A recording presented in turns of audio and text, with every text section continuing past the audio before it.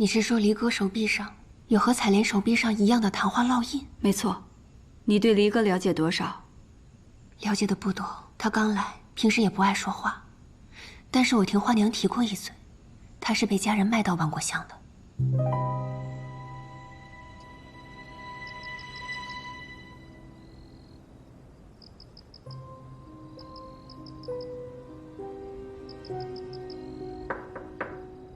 离哥姑娘，我进来了。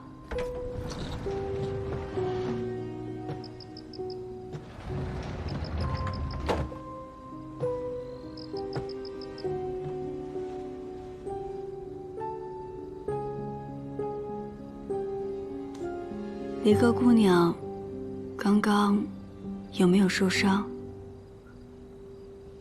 无碍。我的同伴已经离开了。离哥姑娘，可否陪我聊聊天？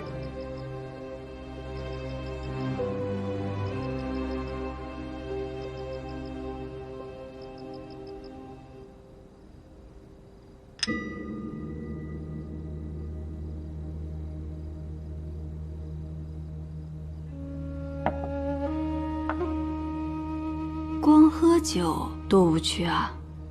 不如我们玩个游戏。什么游戏？猜心。我猜中你的心事，你就喝一杯酒；我猜错了，就自罚一杯。你我不过刚刚相识，这样也算公平吧？这听来好像对你不太公平。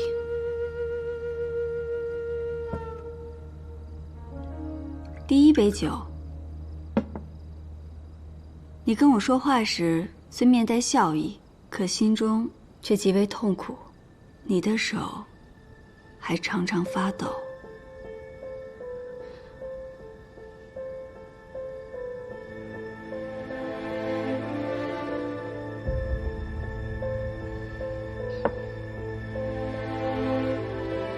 第2杯酒，正因苦闷难解，你会割伤自己，借以发泄。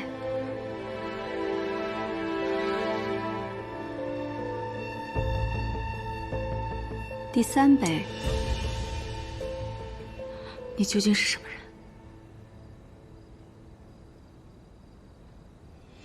人？第3杯酒，你感到痛苦，是因为有人打碎了你对人世间美好的期望，甚至将你抛弃，你很难再对别人敞开心扉。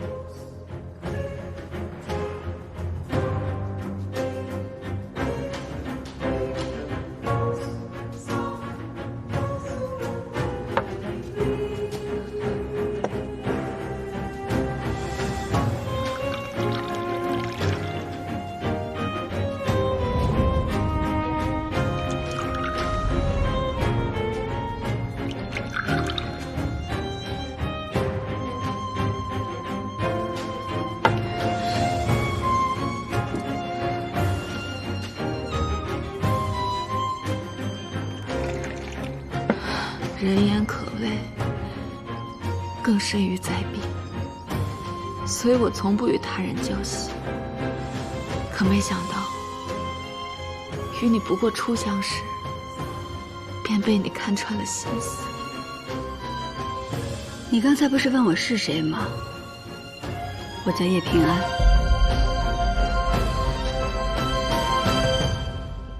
你是那个那个心意，难怪。刚才那些，请你千万不要告诉他人。倘若让他人知道，他们一定会认为我是怪物的。我答应你，可你能否告诉我，给你烙下这昙花烙印的人是谁？我不想说，我也不能说，他身份显赫。倘若你执意要问的话，我只能谢客了。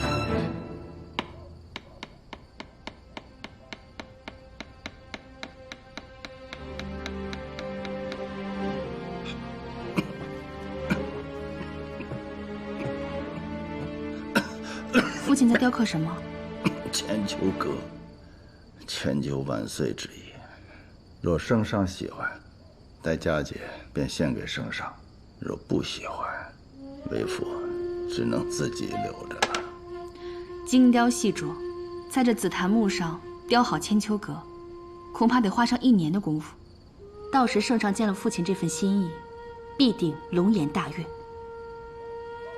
贤儿，明日你总该有时间上山去看看你母亲了吧？女儿还有些公家之事未了，明日亦不得闲。你年幼之时，你母亲便进山修道，委屈冷落了你。你心里若有怨，就怨为父吧。父亲说笑了，若不是当年父亲赏识女儿的策论，带我觐见圣上，女儿又怎会有今日呢？父亲身体还未好全，早些休息吧。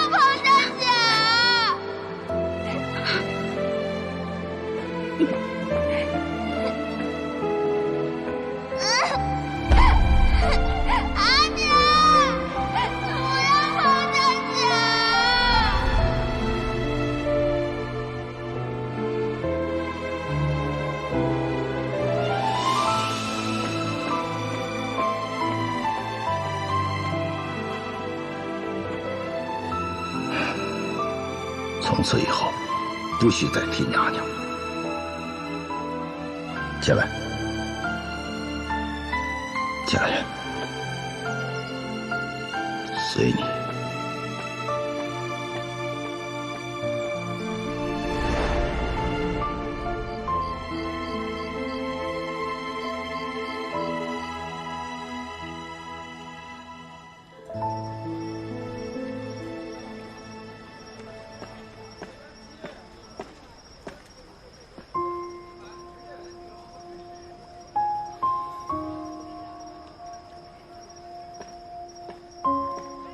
顾文宇，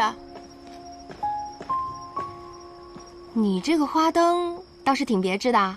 昨夜等你的时候买了一个，后来我觉得还是自己亲手做比较有意义，但我这手笨，就给做成这样了。送你的。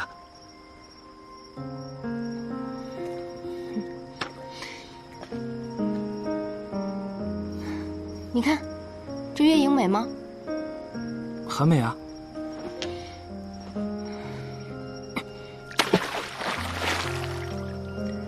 那现在呢？其实很多你觉得美好的东西，全部都是假象。我也一样，我知道，如果我一直犹豫不决不给你一个答案，你跟我都不会高兴的。顾文宇，从今往后，我的肉铺谁都可以来，但你不行。我不会跟你在一起的。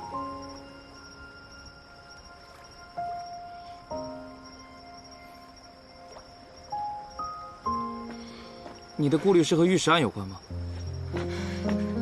你怎么知道的？你还知道什么？是不是袁绍成？你先让我把话说完，好吗？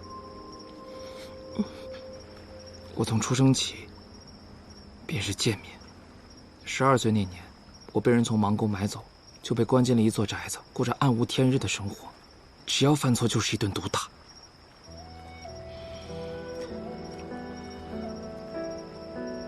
我阿娘担心我呀，她就跑过来看我。她只是想看我一眼，就被买我的那个狗贼给打死了。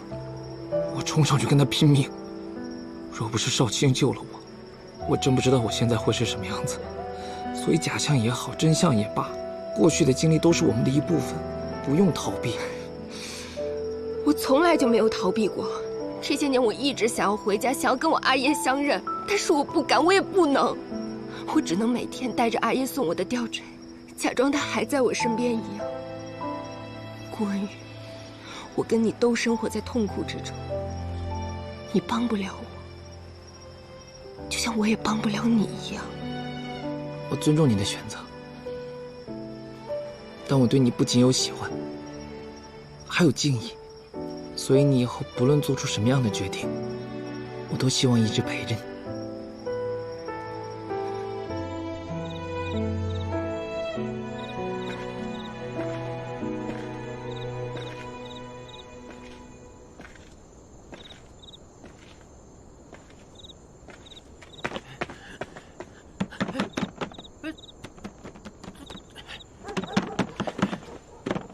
没人。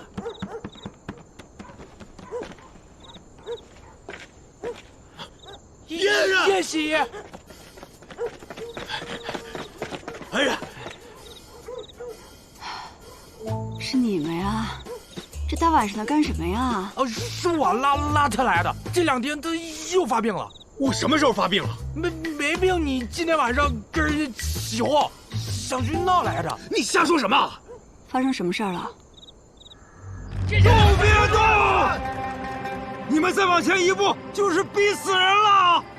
蔡元，我们辛辛苦苦干了那么久，临了了你1分钱都不给，你当我们这些短工都是好欺负的是吧？给我钱！我说不给了吗？我说不给了吗？你们总得多宽限我几日嘛！1天拖2天，2天拖3天。少军，把他拖下来！你们都别过来啊！别过来啊！我，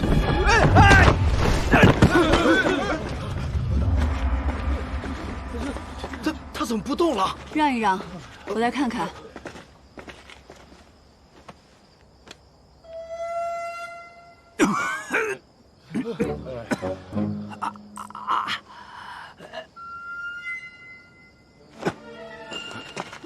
说吧，为什么欠大家的工钱不发？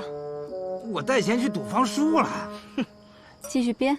真的，我没骗你。听说过安心馆的叶平安吗？你是那个吴？我说，这不是我花了半辈子的积蓄，开了这么一间布坊，我琢磨着，我蔡云也搏一搏富贵命，可谁成想，前脚圣都大布坊派人来收什么入室钱，后脚南市署的小丽又说我这布不合格，我这上上下下这通打点呢，你别说给他们的工钱，我连饭钱都没有了，我。这明明是好布啊，他们诚心挤兑你。哎呦，你是明眼人呐！我说我找朋友打听打听，这一打听才知道，甭管是南市署还是什么智库，都跟那个大布坊有勾结，他们简直是只手遮天，就是不准我们这些小布坊开张。我都不是第一个被逼上绝路的了，我。那大布坊该不会就是九河吧？九河，那可是圣都最大的布坊。你还怕他们去九河布坊闹事，会把他们自己也搭进去？你还挺讲义气啊！哎呦，行了，九河布坊背后的人是谁？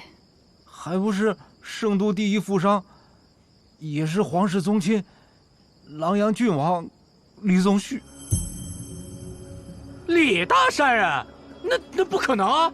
那李大善人明日还要举办酬民宴呢。对呀，我听说啊，这个宴席是专门给咱们穷人准备的，去了吃喝管饱。有这事，善人有这事，没少帮我。行，那明天还得劳烦你再吃点苦。什么苦？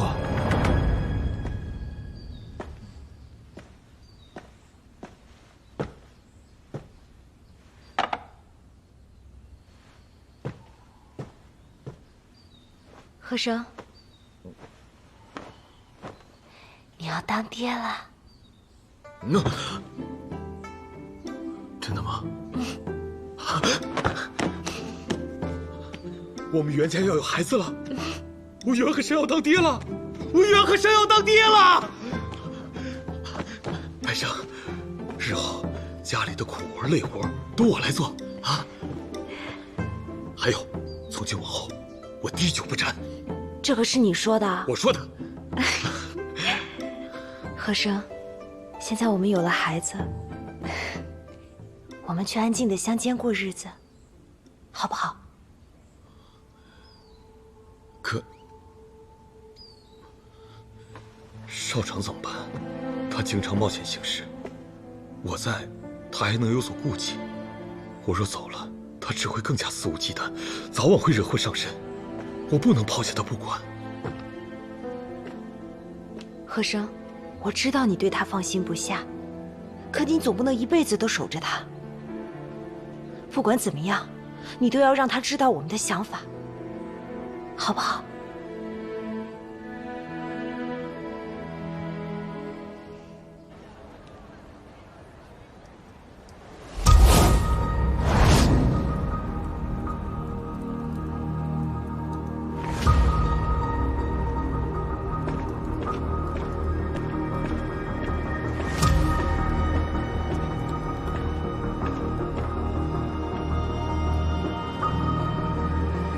今日你约我至此，所谓何事？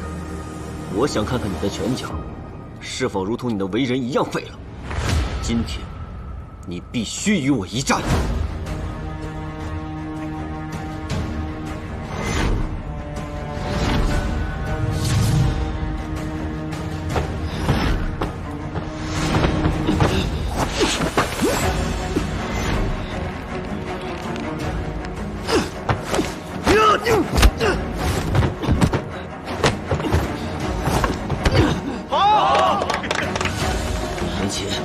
突破敌方包围，带回了情报，立了大功。现如今，却变成了趋炎附势的小人，为什么？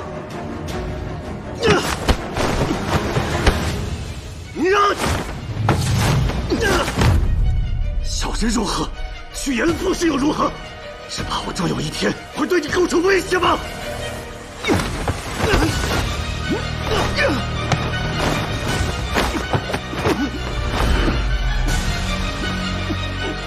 你若真是贪图权位，又为何不去得罪贵胄，替蒙高人请命？你会外管闲事，行了吗，大将军？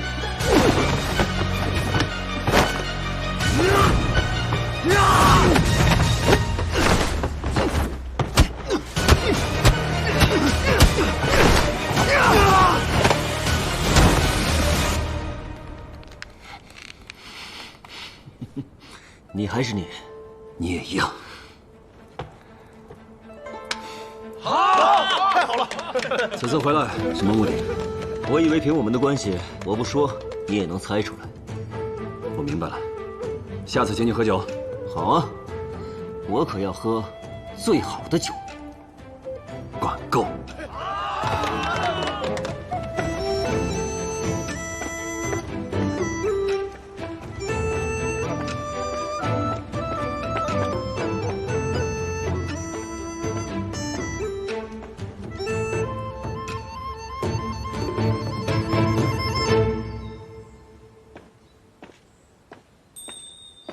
姑母，哎，你确定？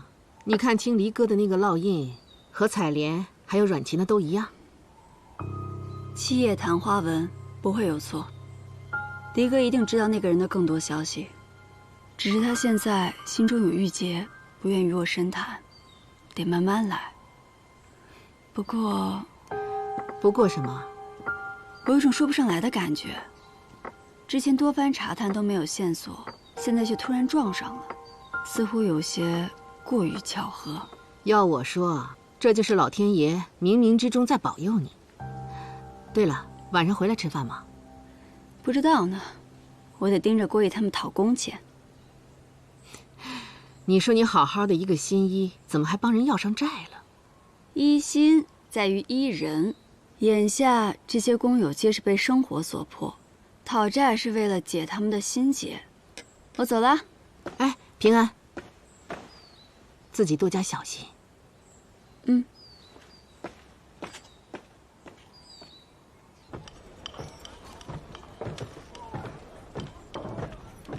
少成叔，快走，别理他。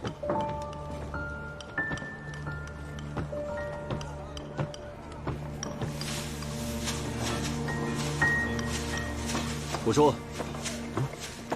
哎呀，少成来了，又给你拎了2盅。你看，上次拿的酒我还没喝完呢。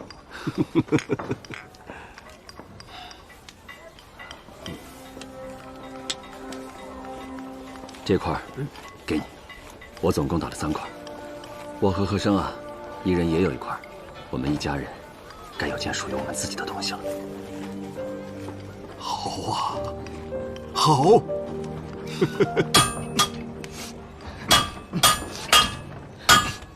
哭什么哭？一天到晚就知道哭。你有本事，那你给我找条出路。生来就跟你说谁没本事？你再给我说一句，你回来。就是你没本事。你说谁没本事？就是你。哎，干什么？干什么？没啥要紧的，你给我进去。什么没什么要紧的？你不好意思说，那我来说。袁少卿，你为什么要取消龙门赛？这半年来，孩子他阿爷每天都在为龙门赛做准备。只要他赢了，他跟孩子都能脱离剑籍。我说句难听的，你能飞黄腾达，靠的不就是龙门赛吗？你过上了好日子，却堵死了我们所有人的路。你到底安的是什么心呢？你这说的都是什么话呀？你在说这些话之前，可曾问过自己的良心？大家伙都知道，以前邙沟是个什么样子。若没有少成的庇护，谁都可以进来抓人打人。咱邙沟人哪有尊严？我说是，他是飞黄腾达了，也大可以拍拍屁股走人呢。可是他没有走，在他的心里，始终把咱们邙沟当作自己的家呀。郭叔，袁少卿，在我们心里面，你永远是我们最尊敬的人。你为邙沟做的一切，所有的人都看在眼里，记在心里。你的大恩大德，我们永生难忘。我铁匠打了半辈子铁，没什么能耐，我就想我在龙门场上拼出个样来，为我的孩子挣出条活路。我让他能读书，能经商，能考科举，像你一样成为大人物。可现在呢，龙门赛没了，我们马沟人的希望没了。是啊，我们的剑旗这辈子也脱不了了。对啊，我孩子将来怎么办呢？我们没希望了。好了好了。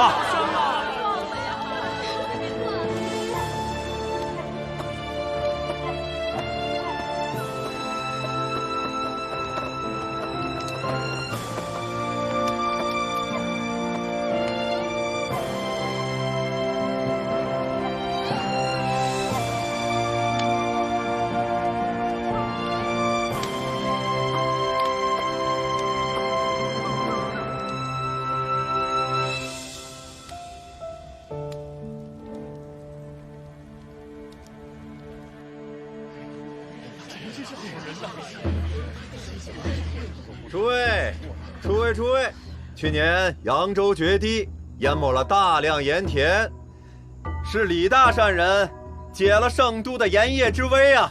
多年来，李善人虽贵为郡王，却岁岁不施周粮，每年还为朝廷纳了不少的盐税啊！真乃我万民福星啊！善人呐，从商者不应以聚财富家为壮志，应以经世济民为己任，这都是我应该做的。大家快快享用吧。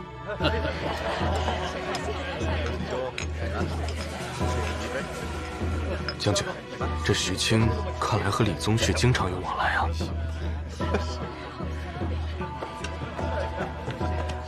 李大善人呐，去年冬天是您施舍了粮食，才让我们一家老小熬了过来呀。老朽在这儿给您磕头了。哎呦呦，快请起，快请起！哎，快起来！常言道，达则兼济天下。我李宗旭最看不得他人受冻挨饿，以后但凡我能做到的，一定尽我绵薄之力啊！大善人啊，这是大善人呐，大善人呐！大善人呐，活不了了，没法活了，要逼死人了！哎呀，李大善人，你就给我一条活路吧！你们是何人呐？我们是短工，给这个姓蔡的盖完布方，他却不付工钱，非说是您底下的九合布方断了他的活路。我们都知道您是位心善之人，所以前来请您主持公道。对，李大善人主持公道。对，给我们主持公道。我已经给了九合布方入市钱了，可他们还是不让我的小布方开张啊！我去找九合布方讨个说法，他们对我是拳打脚踢呀！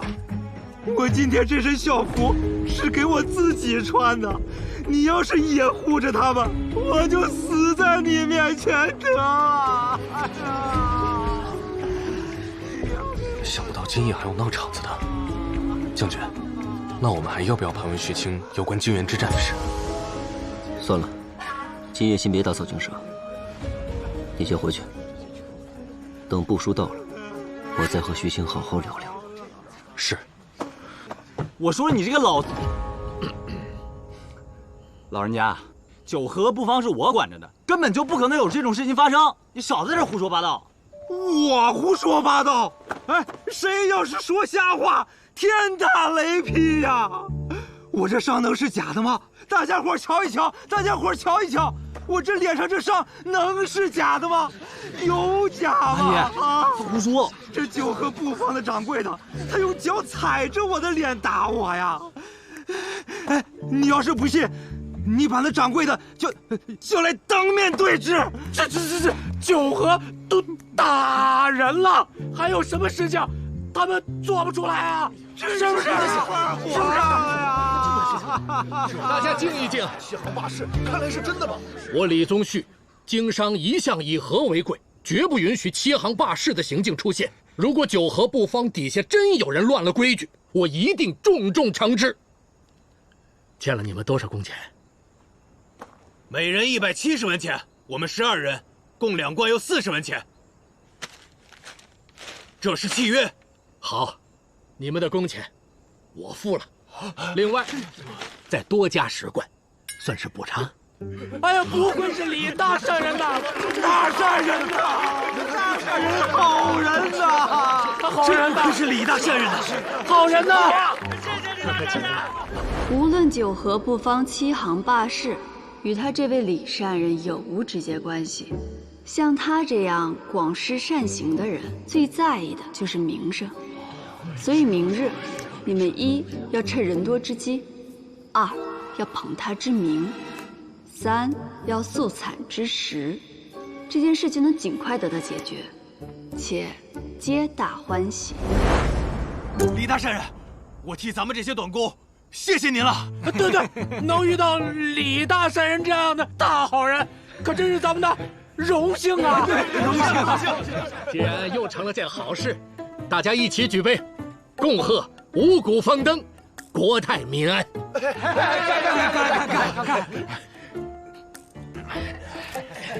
谢谢大善人。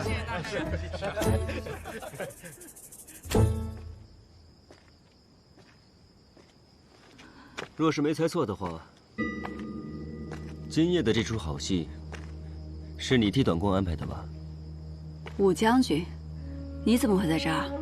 我就是闲逛至此，刚好看到你替短工讨薪，没想到你还挺仗义的。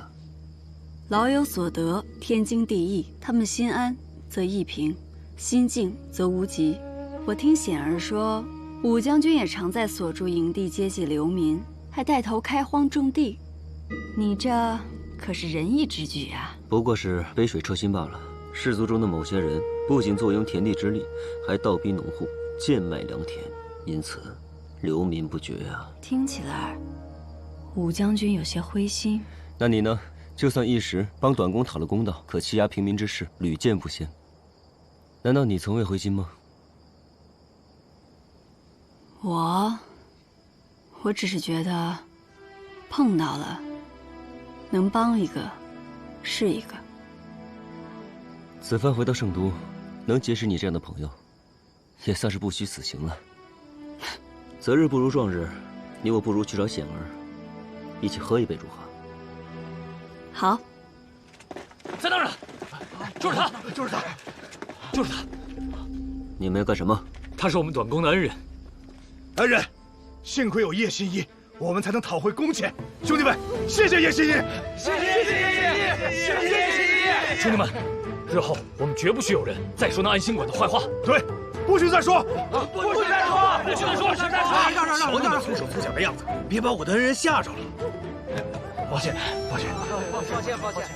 好了，还堵着干什么？哦，哎，散，兄弟们，散了吧！这大半夜的，多谢叶新一为我解困。没什么。啊，叶新一，彩云还有一事相求。何事？我家里有个病人，想请你给看看。哦，放心，诊费我绝不拖欠。只是此人这里不太正常，不敢带出来，能否烦劳叶新一跑一趟？你去吧，你我改日再聚。啊，这边。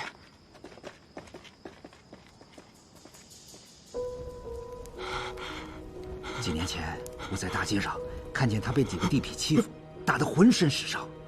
我看着实在可怜，就带回来了。为什么这么热的天，还给他披巾啊？哦，那披巾是他自己的，他走到哪儿都抱着，不肯松开。带回来就这样吗？带回来的时候就这样。知道他叫什么吗？不知道，大伙儿都管他叫疯老汉。别打我！别打我！坏人！蔡老板，你先退后一步。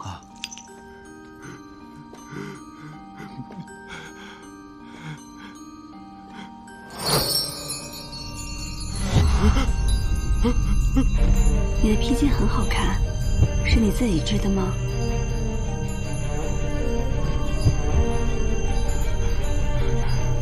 披肩。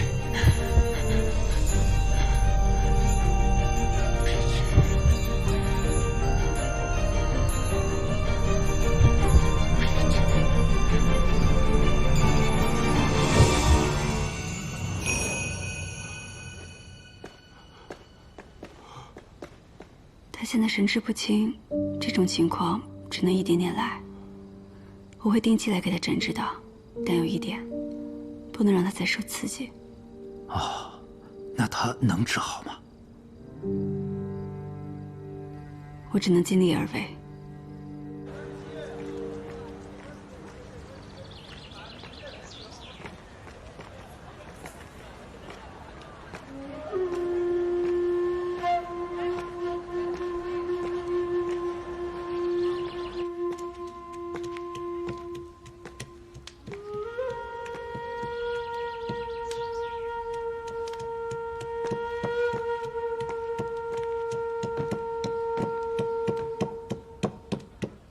叶心怡，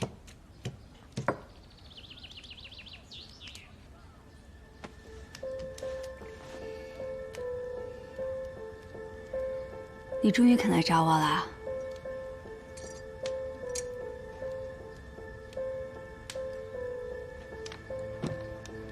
跟我讲讲吧，你是怎么去到的万国乡？我家是农户。 户部的小吏总是用各种名目增加粮税，如果交不上，就只能贱卖田地。为了给家里减轻负担，我选择委身于一个男人。可那个男人日复一日的折磨我，我很害怕。我好不容易逃回家。 可是万国乡的花娘却找上了阿叶，说要用一袋盐来换我。阿叶见言金贵，他便由我去换了那袋盐。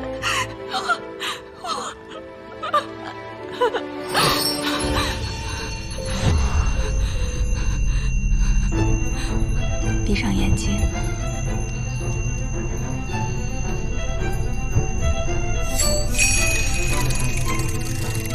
从这一刻起，我们去一个安全的地方，只有你和我。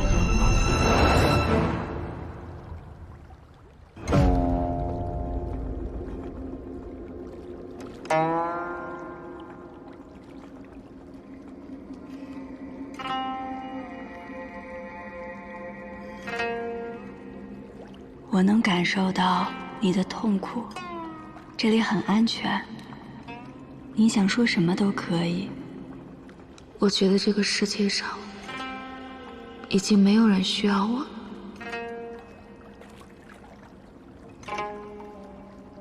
我很累，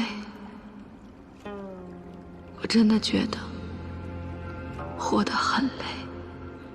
我总是为他人着想，从没有伤害过任何人。可为什么到最后？ 受伤害的都是我。你不想别人受到伤害，可你却一直在伤害自己。李哥，你要先照顾好自己，才有余力去帮助别人。你看这世间，像不像一个百戏园？欢喜悲伤，每个人的体验都不同。 每当你产生“我被家人抛弃，活着没有意思”这样的念头时，不如换一个想法试试。我终于离开伤心之地，我凭才艺供养自己。日积月累，你会有怎样的人生，都在这一思一念间。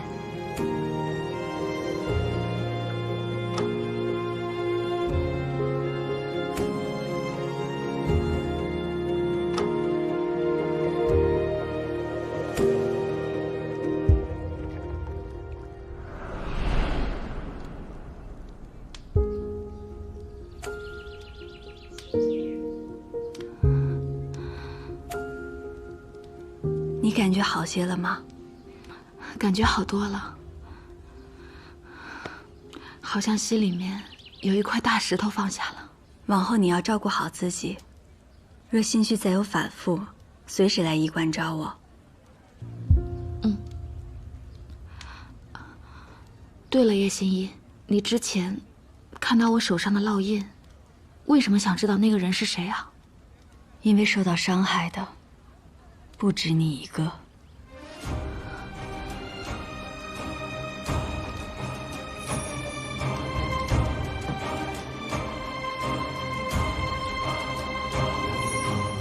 好，我告诉你，我知道的一切。